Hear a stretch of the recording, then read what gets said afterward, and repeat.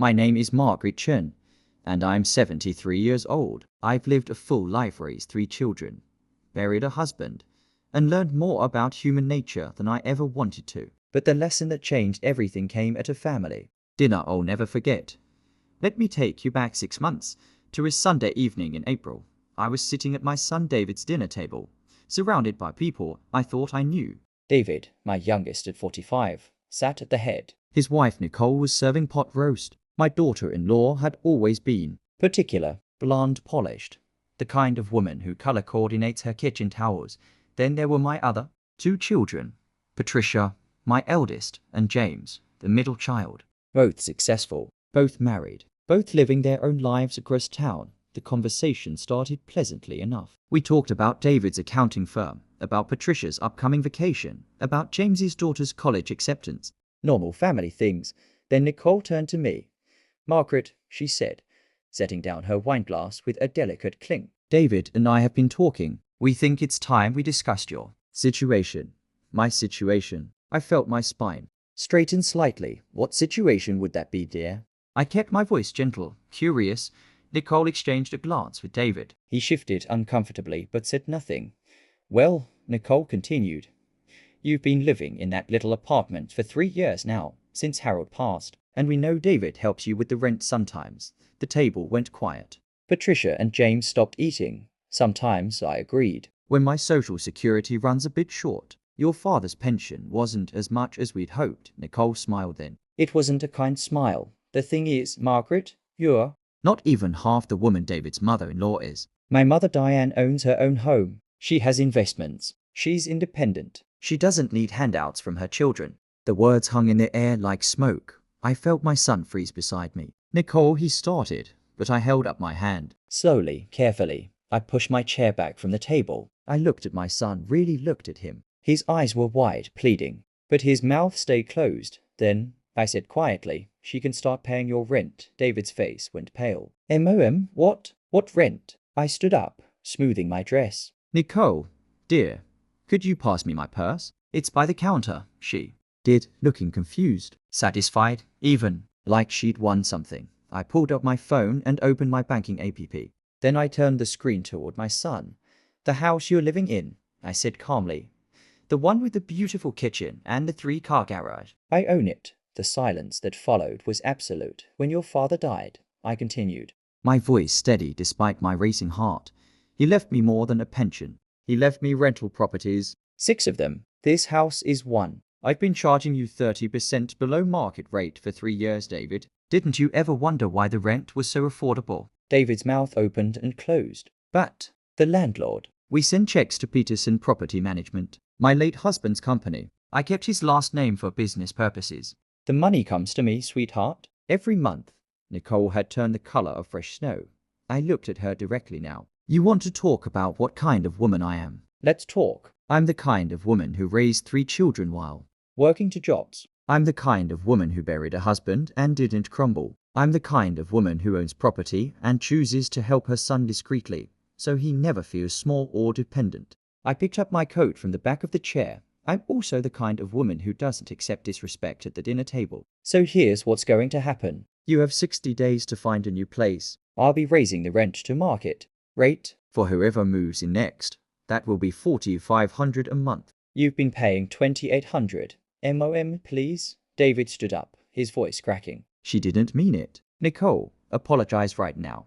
But I was already heading toward the door. Patricia and James followed me into the hallway. MOM, Patricia said softly, touching my arm. Are you okay? I took a breath. The truth was, I wasn't okay. My heart was breaking.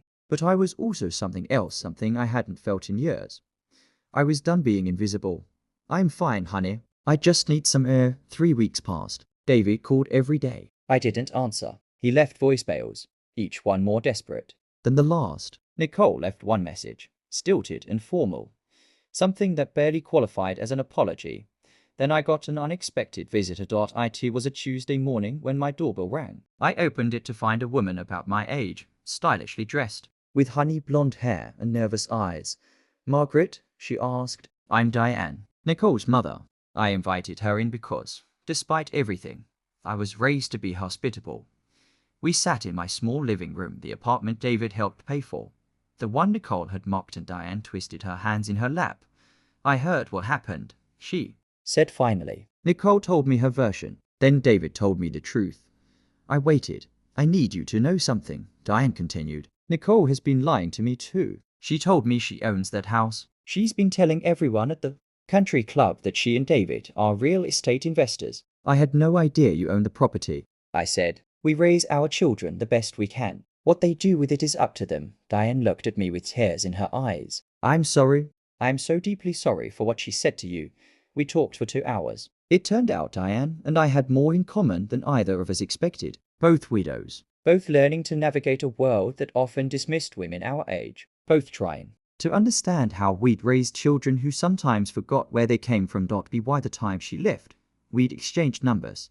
The 60 days came and went. David and Nicole moved to a smaller rental across town. David continued to call, but now he came by too. Alone. The first time he showed up at my door, he was holding flowers and crying. I'm so sorry, Mom, he said. I should have defended you immediately. I was in shock, but that's no excuse. You deserve better. You deserve better. I let him in. We talked for hours. He told me about the strain in his marriage, how Nicole's need to impress others had been growing for years, how he felt trapped between his wife and his family, how ashamed he was. I thought I was protecting her, he said. But I should have been protecting you, David, I said, taking his hand. I don't need protection. I need respect. There's a difference. He nodded, wiping his eyes. I'm learning that. Over the next few months, something shifted. David started coming to visit me regularly, really visit, not just obligation visits. We'd have coffee and talk about his work, his struggles, his hopes. He started therapy. He and Nicole started marriage counseling. Patricia and James watched from the sidelines with approval. You did the right thing, Patricia told me. You taught him that love doesn't mean accepting disrespect.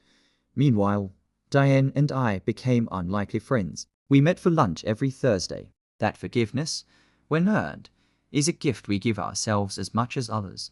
They came on a Saturday. Nicole looked different, smaller, somehow more human. She sat across from me and, without prompting, began to speak. I was taught that worth is measured in possessions and status, she said. I was wrong. I've been wrong about a lot of things. What I said to you was cruel and ignorant, and I've spent 6 months understanding why I said it. It doesn't excuse it, but I want you to know I'm working to be better. I listened. I didn't absolve her immediately. That would have been dishonest. Apologies are a start, I said. But changed behavior is what matters. She nodded. I understand. David looked at me with hope in his eyes. Not demanding, not expecting, just hoping. I'm willing to start over.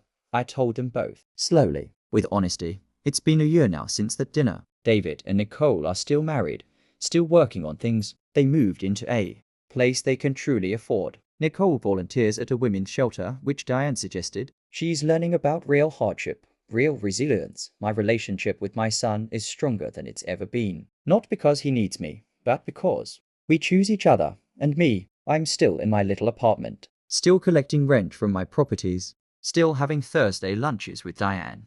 But more than that, I'm still learning that sometimes the greatest act of love is setting a boundary. That kindness doesn't mean accepting cruelty. That at 73, I'm still becoming the woman I was always meant to be.